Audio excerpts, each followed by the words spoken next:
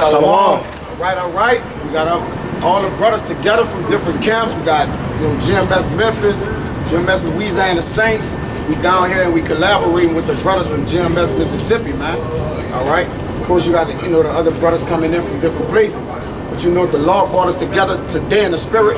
All right, to, pretty much do His work, man. What we always doing, whether we, in different at the ends of the earth, different places, we all doing the same thing through the spirit, man. But prior to getting started, we want to give infinite honors and prayers to Yahweh, Ba'ashem, Yahushai, Ba'ashem, Rakakadash. Double honors to the elders and apostles that do teach and rule well, and salutation to the icons that's pushing the truth and sincerity. And Lord willing, you brothers endure to the end. And the end is where we at, man. That's right. Okay? You got it, brother. This Hebrews 10:24, and let us consider one another to provoke unto love and to good works, not forsaking the assembling of ourselves together as the manner of some is, but exhorting one another, and so much the more as you see the day approaching. And we see that day approaching, man.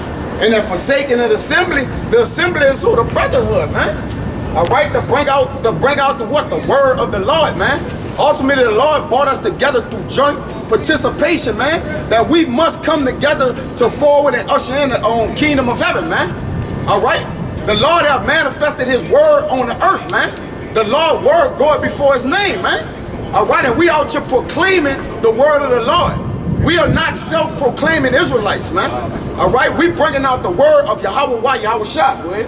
This is 1 Peter chapter 4, verse 7. Yep. But the end of all things is at hand. Yep. Be ye therefore sober and watch until prayer. The end of all things is at hand, man.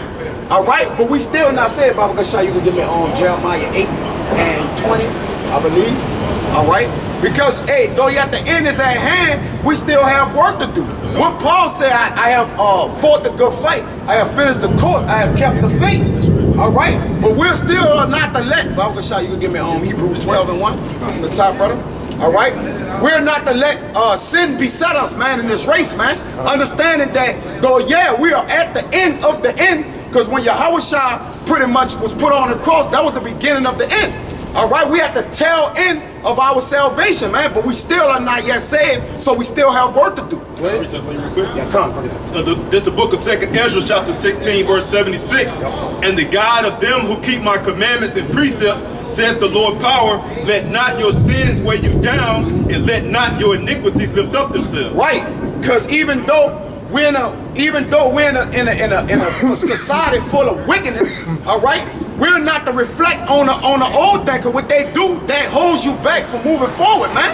All right, a lot of jigs, oh man, I'm doing this, I'm doing that, but hey, the Lord died for that we can rebuke those thoughts, man. All right, because we got old sins that we, kind of sometimes our mind navigate to, and we wonder we still word unto the Lord. All right, our righteousness is as filthy rags. So even what we doing is not compared to what's gonna save us. We already been predestined to be saved, man. All right, go ahead.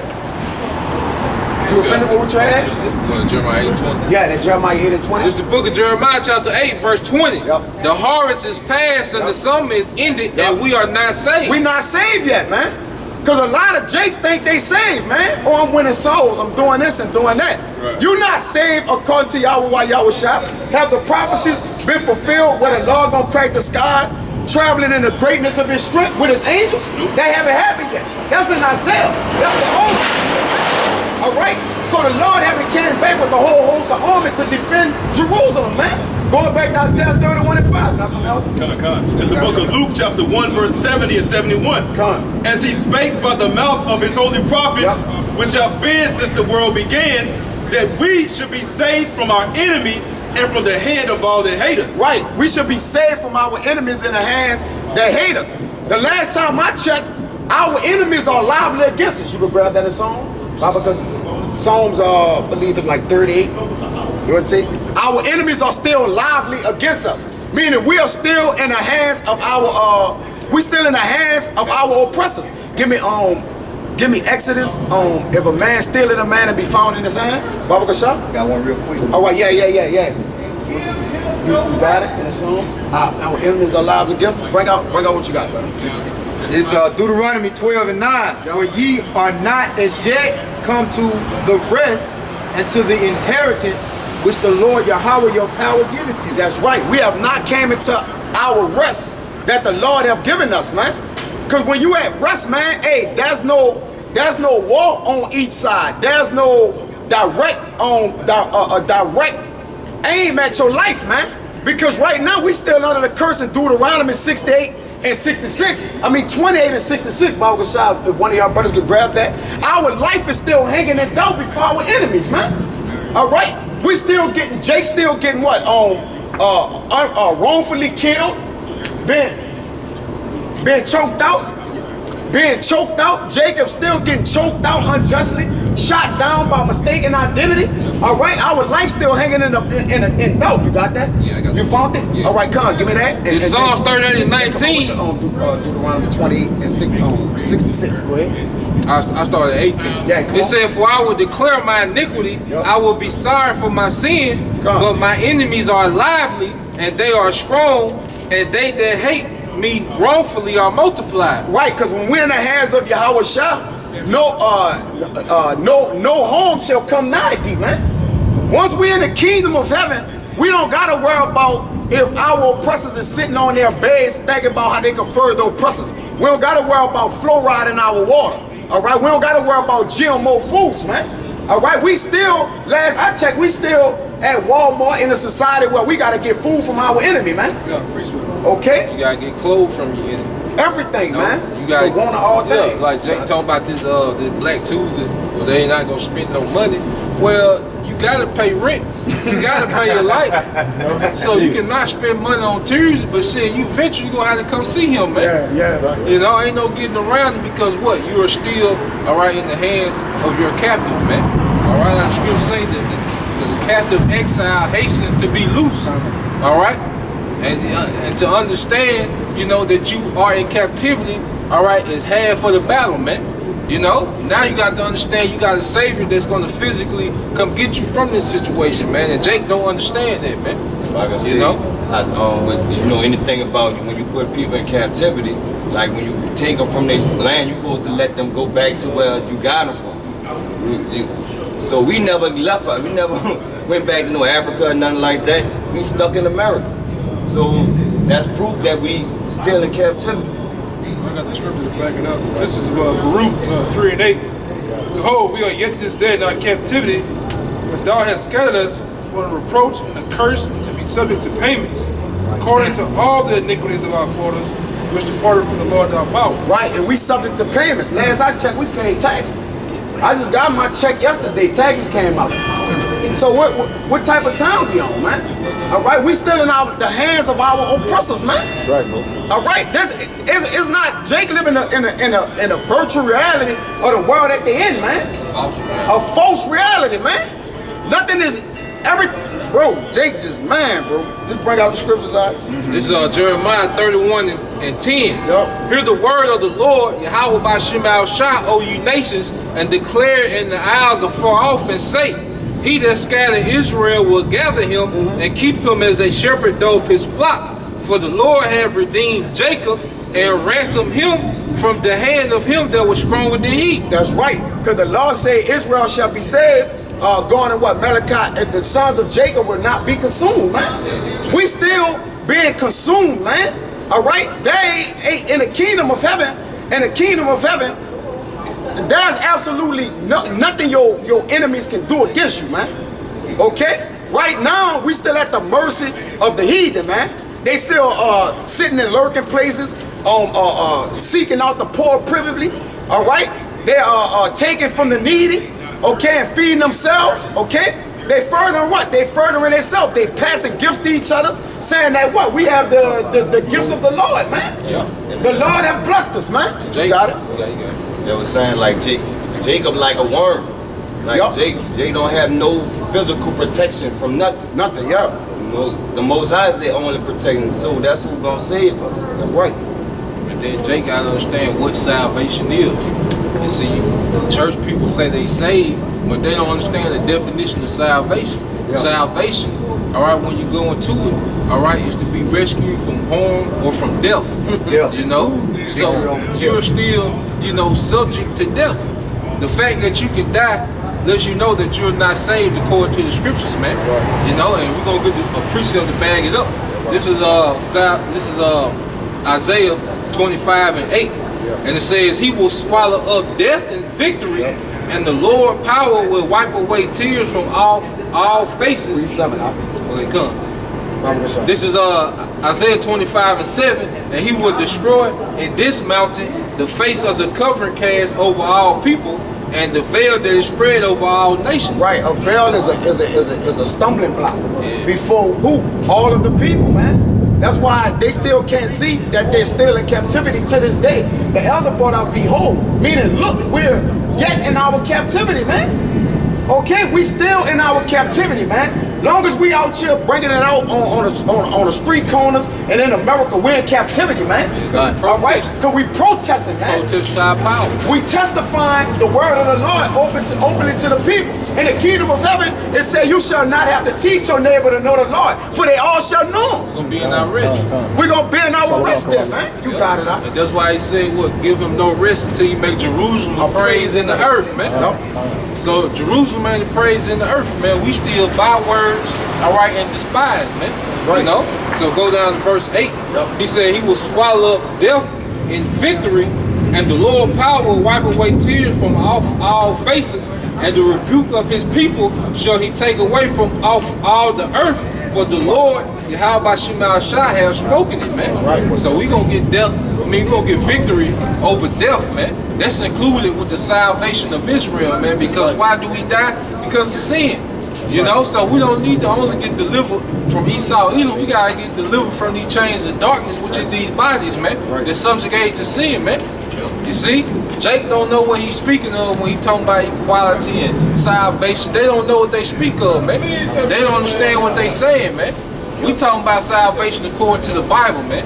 You know, and it's gonna come with a lot of death and destruction. You got it, bro. You say, I think you already made this point, but Israel shall dwell in safety alone. Yeah. So if you're speaking about salvation and equality in the same sense, that's an oxymoron. Yeah. Right. But salvation means that there's a ruling class and everybody else is subject unto that, unto that class of people. Yeah. Just like we are subject to these heathens and these Edomites and the wicked now.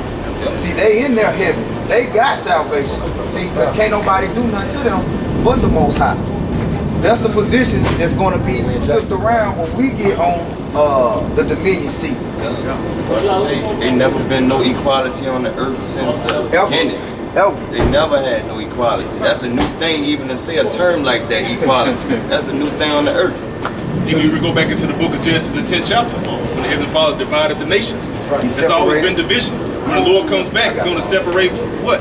The sheep from the goats. Get Deuteronomy 32:8. Mama Shah, get Sirach 17:17 and get Deuteronomy 32:8. This Deuteronomy.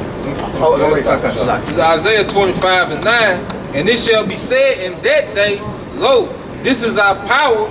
We have waited for him, and he will save us. This is the Lord. We have waited for him. We will be glad and rejoice in his salvation. And the Lord swore by his name that he gonna stand good on his promise, man. He swore by his own name, man. The Lord word going before his name, so he gonna stand good on that. Baba Gashah, if you could give me Baruch 4 and like 23 and read down from that, man. Because the same place where the Lord put us at, he was gonna get us, man. Going back to Hosea 1:10, man. All right, and you're in the land of your captivity, man. That's where the Lord gonna redeem us, man. All right, he gonna get us back. Give me the Baruch, give me that Baruch 4:23 from the top. You was holding Deuteronomy 32:8. All right, Bob. Yeah, now. Yeah, you can bring it out while the brother get that. Okay. And I'm on Sirach 17:17. Bob was shot. Me and brother get it. This Deuteronomy 32:8. When the Most High divided to the nations their inheritance, when he separated the sons of Adam, he set the bounds of the people according to the number of the children of Israel. So he set the bounds of the people according to his heritage. And when you go into the next verse, it says the portion of his people is who? Go ahead, break it up. Verse 9, for the Lord's portion is his people. Jacob is the lot of his inheritance. His, a possessive pronoun. So the Lord is making a discrepancy between who is his and who not his, man. The Lord, going back to Leviticus 26:20, said, I have severed you from other people. The Lord never intended for us to be together, man. All right, and the Lord word never changed. He the same today, yesterday, and forever, man. All right. Go ahead. Bring out what you got. That Baruch. Get it back. So Rock 17:17 and then get that Baruch. This book, So Rock 17:17. Yeah, you got it, Elder? Yeah, come. You got it. And this is the book of Sirach, chapter 17, verse 17. Yup. It says, for in the division of the nations of the whole earth, he set a ruler over every people, Yup. Woo. but Israel is the Lord's portion. Read that again, brother. For in the division of the nations of the whole earth, he set a ruler over every people, but Israel is the Lord's portion. So Israel is the Lord's portion, man. So what are we talking about going back to Proverbs 11 and 21, where hand joined in hand? It said the wicked shall not be unpunished, man. All right? And the righteous shall be saved. Because with a great destruction is a great salvation, man. All right? That's a separation. The Lord set everything one against the other, man. All right? A false balance is abomination to the Lord. Okay? Everything is one from the other, adverse to one kind, man. Go ahead. I got a precept for you. You got it, brother. Hey, this is the book Got of it. Genesis, the 11th chapter. I said 10 at first. Genesis 11 and 9. Yeah. It says, therefore is the name of it called Babel. Tower of Babel. Because the Lord did therefore confound the language of all the earth. From thence did the Lord scatter them abroad upon the face of all the earth. Right? Did not the Lord say in Romans, I believe it's what on 1 Corinthians 14 chapter, that he's not the author of confusion? That's right. Babel goes back into what? Babel, which means what? Confusion. That's right. All right? And that's why the Lord set everything against another to perfect the perfection of the other. That's right. All right? That's why the Lord did that, man. That's right. Okay, he did that so the other one can bring out the goodness of the other. All right? But they Can't have good without evil. you got it. Well, if he wanted everybody to be together, why would he make different races? I mean, different nationalities. He'd have made just one big old nationality. That's it. You know? Yeah, it's to make a point. The word equal, when you look it up, it basically goes into balance. You know what I'm saying? Like a fair balance. You know? So we're equal as far as basically doing to you what you did to us. That's how we gonna be equal. That's how the Lord deal, man. Because scriptures say how the Lord gonna judge the earth with equity. Equity goes into balance, or things being equal. You know, scriptures say he that leave into captivity should go into captivity. So that's how we gonna be equal. You're gonna be like us. You're gonna be in this situation that we're in, man. That's gonna, yep. You're gonna be the tail. We gonna be the head. That's things being equal, or fair, or balanced.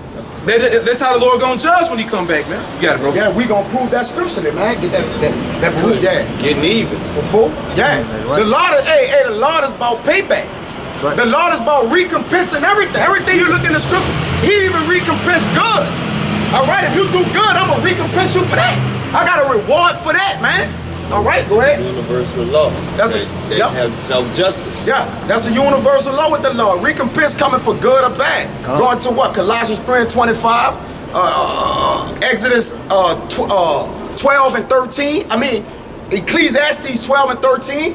All right, Revelation 11. Come on, man. It's counted among the scriptures. Go ahead. This Baruch chapter 4, verse 23. Yup. For I sent you out with mourning and weeping, What? but the Most High will give you to me again with joy and gladness forever. That's right. Meaning what? The Lord bringing us back again, man. As the elder said. Go ahead. And that's the land.